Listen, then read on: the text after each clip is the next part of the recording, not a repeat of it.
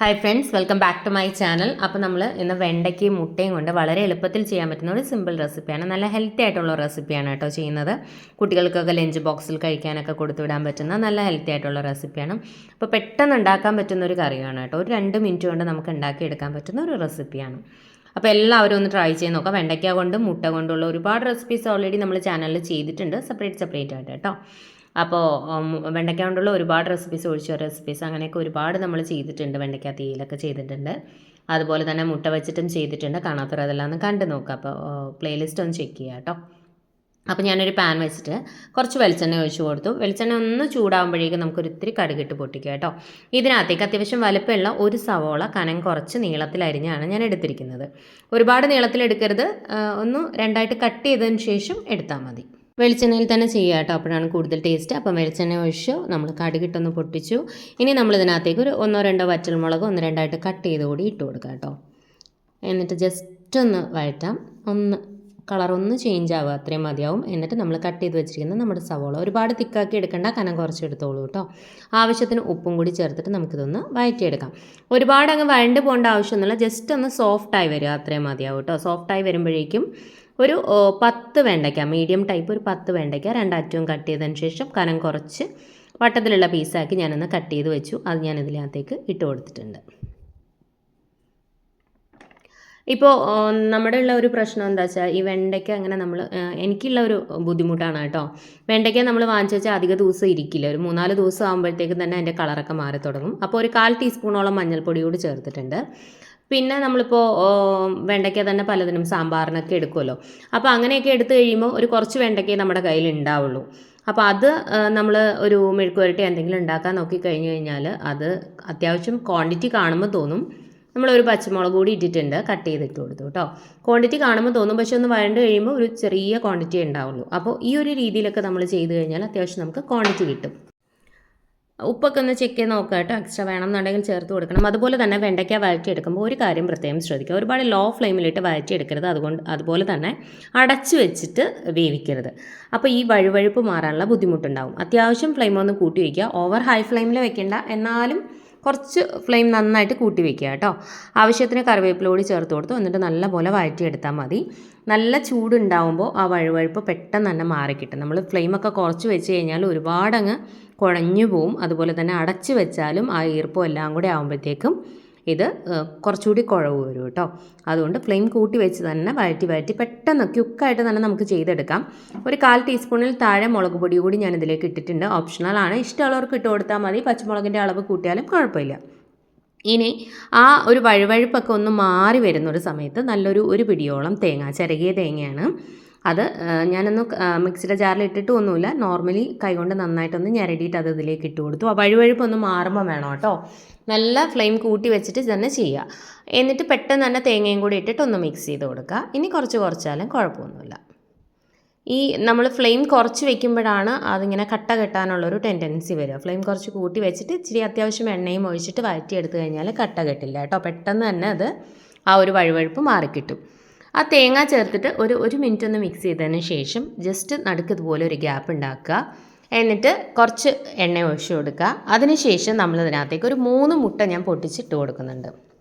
ഞാൻ ക്യാരറ്റ് കൊണ്ടും ബീറ്റ്റൂട്ട് കൊണ്ടും ഇതുപോലെ ഏകദേശം സെയിം ആയിട്ടുള്ള റെസിപ്പി ചെയ്തിട്ടുണ്ട്. കാണാത്തവർ ലിങ്ക് ഞാൻ ഡിസ്ക്രിപ്ഷനിൽ കൊടുത്തിരിക്കാം. അല്ലെങ്കിൽ ബീറ്റ്റൂട്ട് റെസിപ്പി സിമിയാസ് ബ്യൂട്ടി മാജിക്ന്ന് സെർച്ച് ചെയ്ത് നോക്കിയാലും മതി കേട്ടോ. ഒരുപാട് പേര് ട്രൈ ചെയ്തിട്ട് നല്ല ഫീഡ്ബാക്ക് കിട്ടിയ റെസിപ്പീസാണ്. കാണാത്തവർ അതെല്ലാം ഒന്ന് കണ്ടു നോക്കാം. അപ്പോൾ ഒരു 3 മുട്ട നമ്മൾ ഇതുപോലെ പൊട്ടിച്ചിട്ട് കൊടുത്തതിന് ശേഷം ഒരു സ്വല്പം ഉപ്പും കൂടി ഇട്ട് കൊടുക്കണം കേട്ടോ. എന്നിട്ട് വേണം നമ്മളിത് മിക്സ് ചെയ്തെടുക്കാൻ. ഒരിത്തിരി ഉപ്പ് കൂടി ഇട്ട് കൊടുക്കണം. ആദ്യം തന്നെ പെട്ടെന്ന് തന്നെ ക്യുക്കായിട്ട് മിക്സ് ചെയ്യരുത്. ഒരിത്തിരി നേരം വെയിറ്റ് ചെയ്യുക. വെയിറ്റ് ചെയ്തതിന് ശേഷം കുറച്ചൊന്ന് വെന്ത് തുടങ്ങുമ്പോൾ ചിക്കി എടുക്കുക. എന്നാലും എല്ലാം കൂടെ ഒരുമിച്ച് മിക്സ് ആക്കരുത്. അത്യാവശ്യം നന്നായി വെന്തു എന്ന് തോന്നുന്നൊരു സ്റ്റേജ് മാത്രമേ മൊത്തത്തിൽ മിക്സ് ചെയ്യാവൂ. കുറേശ്ശെ ചിക്കി കൊടുക്കുക കേട്ടോ.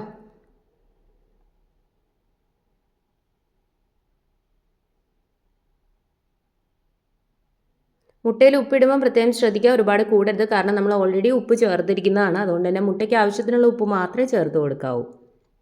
ഇപ്പം അത്യാവശ്യമായിട്ടുണ്ട്. ഇനി നമുക്കൊന്ന് ഒരുമിച്ചാക്കി കൊടുക്കാം.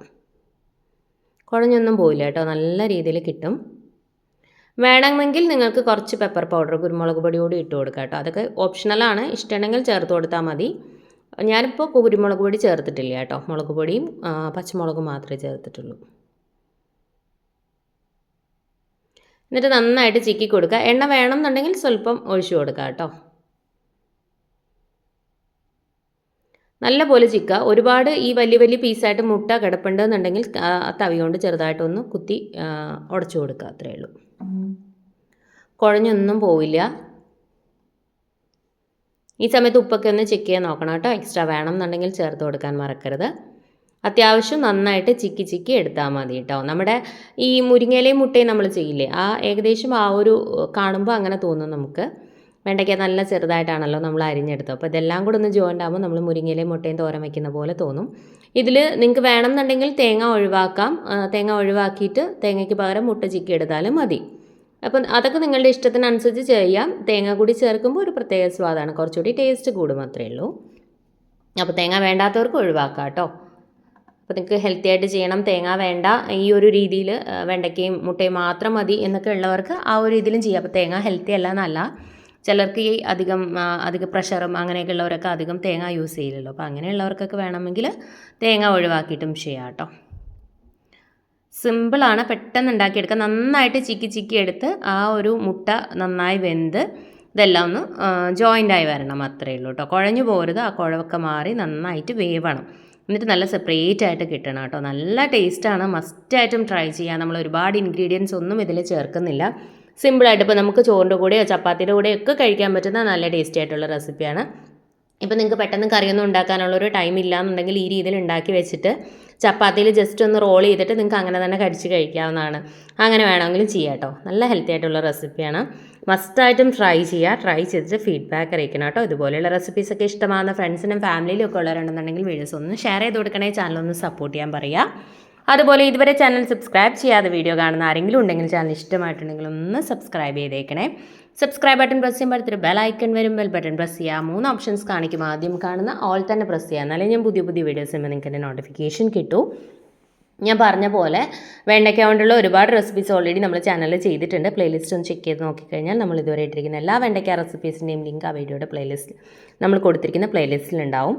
അതുപോലെ തന്നെ മുട്ട വെച്ചിട്ടുള്ള റെസിപ്പീസും പ്ലേലിസ്റ്റ് ചെക്ക് ചെയ്ത് നോക്കാം. നിങ്ങൾക്ക് ഇഷ്ടമുള്ള റെസിപ്പീസൊക്കെ ഒന്ന് ട്രൈ ചെയ്ത് നോക്കാം. അതുപോലെ തന്നെ വെജിറ്റേറിയൻ ലഞ്ച് മെനു നമ്മൾ 3-4 കൂട്ടം കറികളും ചേർത്തുള്ള ഉച്ചയൂൺ റെസിപ്പീസ് ഒരുപാട് വീഡിയോസ് ചെയ്തിട്ടുണ്ട്. ഒരു 10-60ഓളം വീഡിയോസ് നമ്മൾ ചെയ്തിട്ടുണ്ട്. പ്ലേലിസ്റ്റ് ചെക്ക് ചെയ്ത് നോക്കിക്കഴിഞ്ഞാൽ നിങ്ങൾക്ക് കാണാം. നിങ്ങൾക്ക് ഇഷ്ടമുള്ള ഉച്ചയൂണൊക്കെ ഒന്ന് ട്രൈ ചെയ്ത് നോക്കുക. ആ കോമ്പിനേഷൻസൊക്കെ ഒന്ന് ട്രൈ ചെയ്ത് നോക്കുക. ഇഷ്ടമായിട്ടുണ്ടെങ്കിൽ ഒന്ന് കമൻറ്റ് ചെയ്യാൻ മറക്കരുത്. അതുപോലെ തന്നെ എന്തെങ്കിലും ഡൗട്ട്സ് ഒക്കെ ഉണ്ടെന്നുണ്ടെങ്കിൽ കമൻറ്റ് ബോക്സിൽ കമൻറ്റ് ചെയ്യാൻ റിപ്ലൈ തരുന്നതായിരിക്കും. പുതിയ വ്യത്യസ്തമായ മറ്റൊരു റെസിപ്പിയുമായിട്ട് നമുക്ക് വീണ്ടും കാണാം. എന്തെങ്കിലും സജഷൻസ് ഉണ്ടെന്നുണ്ടെങ്കിൽ കമൻറ്റ് ചെയ്യാൻ മറക്കരുത് കേട്ടോ. Thank you friends. Thanks for watching.